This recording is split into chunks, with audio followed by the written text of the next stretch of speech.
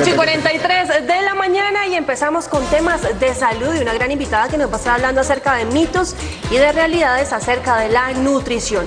¿Usted siente, Julito, que se alimenta bien? Sí, precisamente ahorita estaba tomándome un delicioso jugo de maracuyá con arepa. ¿Con azúcar o sin azúcar? Con azúcar un poquito. ¿Arepa de harina blanca o integral? Arepa de harina blanca. ¿Con mantequilla o sin mantequilla? Sin mantequilla. Pues bien, ya, eso era paréntesis. Cuando se hace referencia a la nutrición, se habla de la ingesta de alimentos, los cuales deben cubrir las necesidades dietéticas del organismo. Cuando una persona tiene una mala nutrición o malnutrición, puede aumentar la presencia de ciertas enfermedades. Además, se puede alterar el desarrollo físico y mental y si no tiene una buena nutrición, se puede reducir la productividad. Hoy nos está acompañando Olga Lucía Pinzón, nutricionista de la Clínica Medi. Olga, bienvenida a nuestro programa. Muy buenos días, gracias por la invitación. Hablemos de la nutrición. ¿Cómo es una persona bien alimentada y cómo es una persona mal alimentada? Bueno, una persona bien alimentada es aquella que consume de todos los grupos de alimentos, es decir, consume una porción de proteína, carbohidratos y grasa, pero en unas cantidades y en unas porciones específicas. ¿Cuándo está una persona mal alimentada? Cuando comienzan a ser demasiado selectivos sin tener la guía de un profesional en la salud o un nutricionista. Entonces son las personas que solo optan por comer frutas, solo comen proteína y comienzan a suprimir ciertos alimentos de algunos grupos que los pueden llevar a generar deficiencia. ¿Es directamente proporcional que una persona sea gordita, obesa, que esté bien nutrida, o una persona que sea muy delgadita, que esté desnutrida? Bueno, siempre esos extremos, ya sea la excesiva, o sea, la delgadez, el sobrepeso y la obesidad, indican malnutrición. Una persona debe estar en su peso saludable, que a veces no es lo mismo que el ideal, ¿sí? Porque depende de la contextura y del metabolismo de la persona. Pero doctora, ¿es bueno tener un peso debajo de la cama, por ejemplo? ¿Eso no lo afecta a uno, no lo presiona? ¿Un peso? Un peso, sí, para uno llegar y pesarse todos los días. Una báscula.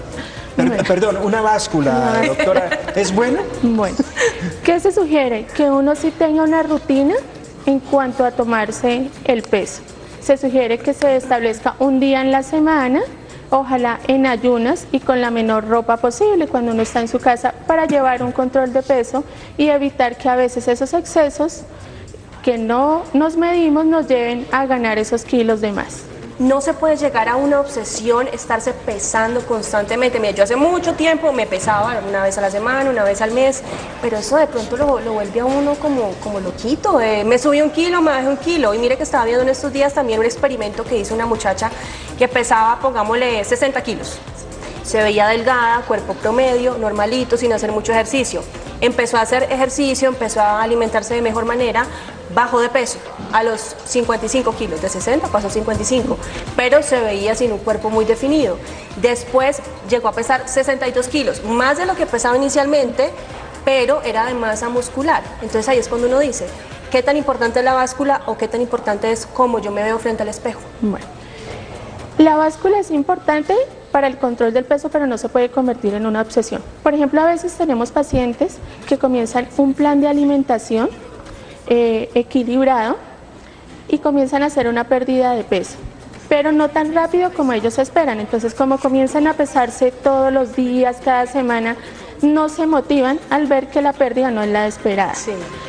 Lo que tú dices referente a la figura corporal, a la silueta, es muy cierto. Las personas comienzan a cuidarse con la alimentación, con ejercicio, y lo que cambia es su estructura corporal. Entonces, comienzan a perder grasa, pero comienzan a tener más músculo, lo que hace ver un cuerpo definido y no precisamente con un menor peso corporal.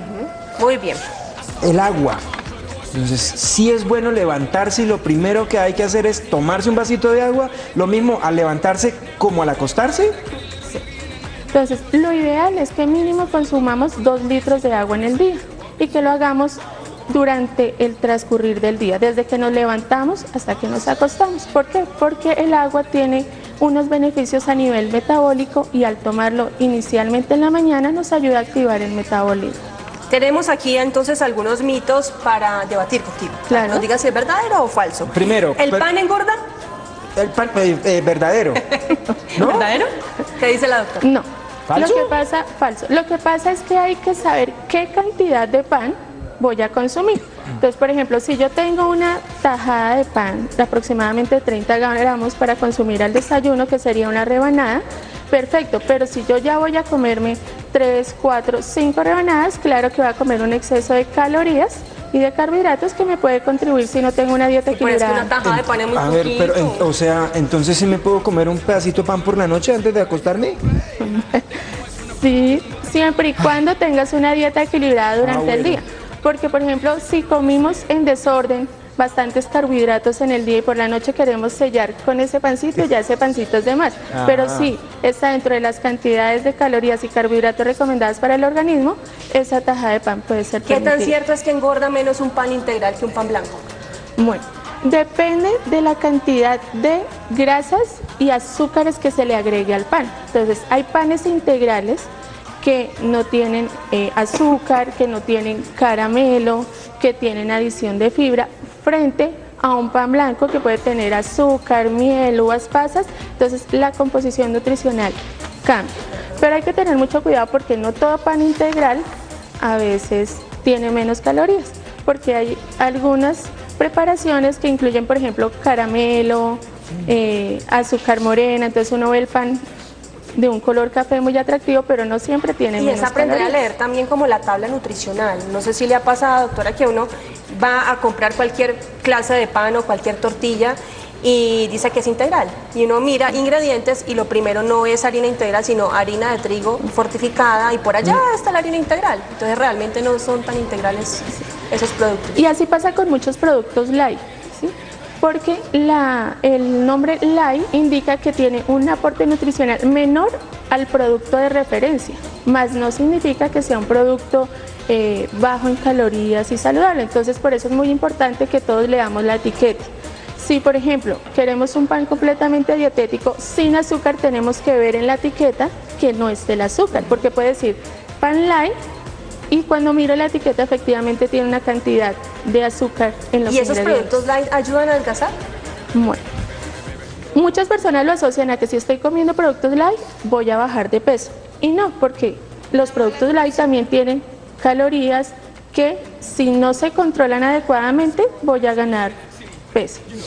Tenemos preguntas de nuestros televidentes, Claro. doctora. ¿Qué síntomas me permiten saber que tengo mala nutrición? Bueno, uno de los primeros síntomas es el peso corporal, entonces tengo que saber si me estoy alimentando mal, si estoy en un sobrepeso o obesidad o también estoy en una delgadez extrema. 2, por lo general comenzamos a sentir cansancio, agotamiento, mareo, asociado al inadecuado consumo de alimentos. ¿En el cuerpo se manifiesta de alguna manera? Si se nos cae el pelo, si hay resequedad, si se parten las uñas. Sí. Cuando comenzamos a alimentarnos inadecuadamente, comenzamos a hacer déficit de minerales, vitaminas, de nutrientes específicos que se reflejan en la caída del cabello, falta de brillo en el cabello, se nos parten las uñas fácilmente, la piel se pone reseca. Entonces, todos esos síntomas son una alerta para que miremos y revisemos nuestra alimentación. Doctora, azúcar blanca, morena, stevia, panela. ¿Cuál de esas o todas sirven? Bueno, todas sirven de acuerdo al estado nutricional de la persona. Entonces, por ejemplo, en los planes de alimentación para las personas cuando están en sobrepeso y obesidad, uno por lo general quita el azúcar simple, entendida como azúcar blanca, morena, panela, y recomienda, por ejemplo, el stevia, porque hay personas que se les dificulta mucho en un plan de alimentación dejar el azúcar de una vez. Entonces son como unos pasos que uno va dando. Lo ideal, por ejemplo, si estamos en un plan para bajar de peso, es suspender todo tipo de azúcar. Contrario, si es una persona que está en un estado de malnutrición por un peso bajo muy extremo, en donde debemos equilibrar la dieta y va a ser necesario algunas calorías de fuentes de carbohidratos simples. Uy, el agave, ay Dios. Bueno, tenemos preguntas en las redes sociales también, doctora. Y nos dice @TaboSa, ¿existe algún aporte nutricional que me permita prevenir las enfermedades? Bueno, en la prevención a través de la nutrición, ¿qué se está recomendando? El consumo de agua, el consumo de frutas y vegetales, mínimo las 5 porciones al día, y hacer todos los tiempos de comida, o sea, evitar ayunos prolongados. Eso que digo, no, yo mejor no desayuno, al almuerzo me como una proteína con ensalada y por la noche me tomo alguna bebida. Ahí en esos desequilibrios es donde comienzan a verse afectaciones en el organismo que nos pueden llevar a alguna enfermedad. Doctora, otro mito, ¿qué tan cierto es que si omitimos alguna de las comidas principales, bien sea el desayuno, el almuerzo, la comida, bajamos más rápido de peso? Es un mito falso, pero muy común en el día a día. ¿Por qué? Porque el metabolismo necesita estar trabajando.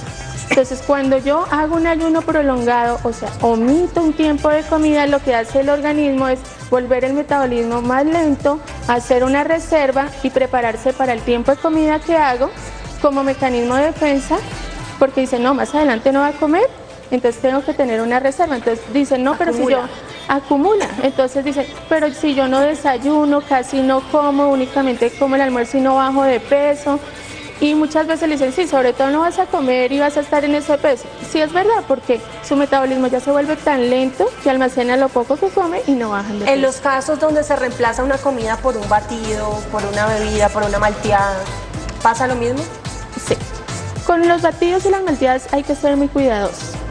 Como nutricionista no digo no, pero tampoco digo que deben ser la única alternativa, sino que deben estar dentro de un plan de alimentación equilibrado y que no se te vuelva la rutina. Entonces vemos que hay personas que se van al extremo, entonces desayunan el batido A, almuerzan el batido B y comen el batido C, y también pierden como el disfrute de una alimentación sana en el organismo y con todos los beneficios que hay en la alimentación natural. O aquel que es carnívoro y dice, voy a bajar de peso, me voy a volver vegetariano ya.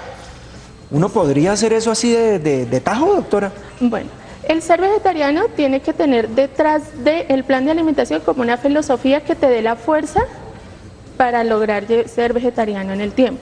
Y dos, una dieta vegetariana debe estar muy bien acompañada por un profesional en la salud para evitar hacer deficiencias de nutrientes. Entonces vemos de pronto la persona que consumía mucha carne y de un momento a otro dice, bueno, voy a volver vegetariano, y asumen vegetariano como comer solo ensaladas, sí, frutas y verduras, y dejan todos los demás alimentos que también tienen nutrientes que se encuentran, por ejemplo, en la leche, en los huevos, en la carne, que el organismo necesita. Y es que puede pasar todo lo contrario. Mire que estaba viendo una noticia en estos días donde salió un estudio acerca de las personas que optan por el vegetarianismo o por el veganismo de manera, digamos que responsable, de cierta manera, sin la ayuda de un profesional, que tienden a consumir más alimentos chatarra, más alimentos de calorías vacías, más carbohidratos. Pura y a mí me harina. ha pasado muchas veces. Uno come más harina cuando no quiere comer carne, ni pollo, ni pescado. Uno le encanta la pasta, el arroz, los panes. Ser vegetariano con un adecuado plan de alimentación y suplementación de nutrientes es un estilo de vida saludable, pero hay que ser muy insistente en el acompañamiento de un profesional de la salud. ¿Por qué? Porque sí ha pasado. Por ejemplo, teníamos una paciente que en el afán de bajar de peso dijo, voy a ser vegetariana. Entonces comenzó a comprar paquetes de soya, pero entonces ya, por ejemplo, se le volvió una cantidad de paquetes de lo que comía en el día. Entonces a la hora del almuerzo comía entonces el arroz, la papa y la ensalada. O sea, no era equilibrado ese plan vegetariano y no perdía peso. Claro. Tenemos más inquietudes de televidentes. Aquí está la siguiente. ¿Cuál es la relación entre enfermedades crónicas, nutrición y alimentación? Bueno, las enfermedades crónicas están relacionadas directamente con la alimentación. Por ejemplo, si una persona diabética no se cuida en la cantidad de carbohidratos y en la distribución de los nutrientes, pues puede llevarse a complicaciones mismas de la diabetes por el inadecuado plan de alimentación. Entonces, las enfermedades crónicas ahorita estamos trabajando fuertemente en la educación nutricional, que se coma correctamente y que se haga la restricción de los alimentos que están relacionados directamente con la enfermedad crónica. Por ejemplo, en la hipertensión estamos diciendo no al salero de mesa. ¿Por qué? Porque puede ser que a mí me sirven mi comida sin sal, llevo un adecuado plan de alimentación, pero colocan el salero y así yo no haya probado, ya la mente me dice, agreguemos un poquito de sal. Entonces son esos cuidados, porque alimentación, nutrición y enfermedad crónica son una relación muy estrecha. En los restaurantes en Uruguay, el presidente uruguayo prohibió que en los restaurantes se pusiera salero en las mesas, Sí. precisamente para evitar eso. Tenemos más preguntas en nuestras redes sociales. Bueno, Maleja, tengo 29 años. ¿Cómo puedo conocer la cantidad y los tipos de alimentos que debo consumir? Bueno, entonces, la cantidad depende efectivamente de tu edad, tu peso, tu estatura y tu estructura corporal. Lo ideal, y es lo que uno sugiere, es visitemos a un profesional que nos dé un plan de alimentación de acuerdo a mi contextura y yo lo pueda seguir. Muchas veces queremos como la receta y nos pasa mucho a los nutricionistas. Oye, tengo 30 años, ¿qué debo comer? No solo con esos datos yo puedo decir cuál es un plan de alimentación. Debo hacer todo un examen completo y luego hacer un cálculo del plan nutricional para un manejo individualizado. Cualquier inquietud se pueden comunicar con nosotros al 410-7325. Estamos con Olga Lucía Pinzón, nutricionista de la clínica Meder, y también a través de las redes sociales @bananas_con1. Otro mito: las frutas se están volviendo los enemigos de la alimentación de muchas personas. ¿Qué tan cierto es que engordan si se consumen como postre, si se consumen después del mediodía, que en la noche no se debe uno comer ni una piña, ni una papaya, ni un banano, ni ninguna No, porque fruta? el banano tiene mucho azúcar, entonces Que uno tiene no mucho duerme. azúcar, entonces, ¿qué está pasando? Bueno, hay que partir de que las frutas son un alimento muy saludable y que también debemos tener cuidado es en las porciones, y que dependiendo de la fruta varía el contenido de fructosa de la misma. ¿Qué pasa? Que muchas personas están asociando ese contenido de fructosa con contenido de azúcar y lo asocian a un postre, lo que no es verdad. Pero yo les digo, mire, es preferible que usted consuma una porción, por ejemplo, en el desayuno, de una porción de papaya, o que si está almorzando y no tiene la opción sino de ir a un restaurante donde, por ejemplo, la sopa puede ser solo harina, es preferible que usted de entrada consuma un plato de fruta y elimine, por ejemplo, la sopa.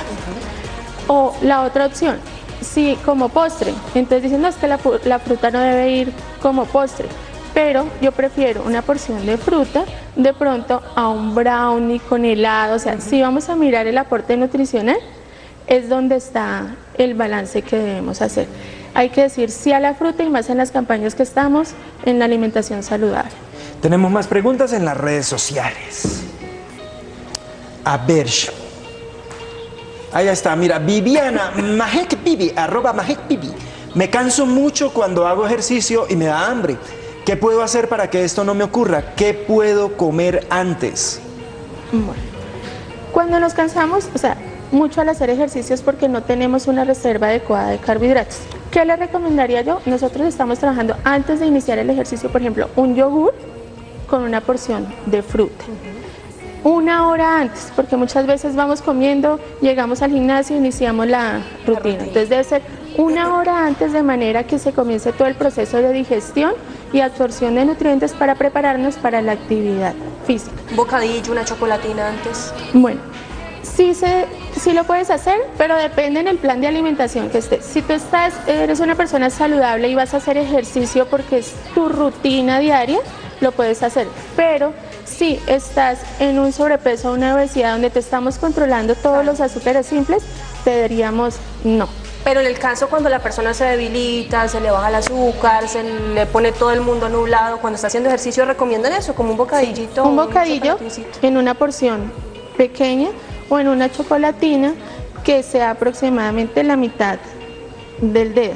No que nos comamos, entonces llevamos la barra y nos consumimos la barra durante el ejercicio. Tengo una pregunta en Twitter de Maribel Monroy y nos dice que cómo hacer para quitar la ansiedad o controlar la ansiedad de comer. La ansiedad, hay dos puntos fundamentales. Uno, fracciona tu alimentación, o sea, no omitas comidas, sino es desayuno, 9, almuerzo, 11 y cena. Dos, consume bastante agua, y preferiblemente cuando soy ansiosa debo consumir el agua antes de los tiempos de comida principal, o sea, antes del desayuno, antes del almuerzo y antes de la cena. Otra alternativa es tener nueces, puedo tener maní, almendras a la mano, de manera que si comienzo a sentir la ansiedad las pueda probar, pero lo que decimos los nutricionistas es no más de una cucharadita. ¿Y qué pasa? Que muchos llevamos el paquete de maní de almendras, nos da la ansiedad y acabamos el paquete. Entonces, que el paquete sea mi compañero y voy tomando pequeñas porciones cuando siento esos ataques de ansiedad. Doctora, muchísimas gracias. Bueno, ¿Dónde la a encontramos? ustedes. Bueno, en el Hospital Universitario Mayor Mederi, estamos a su disposición.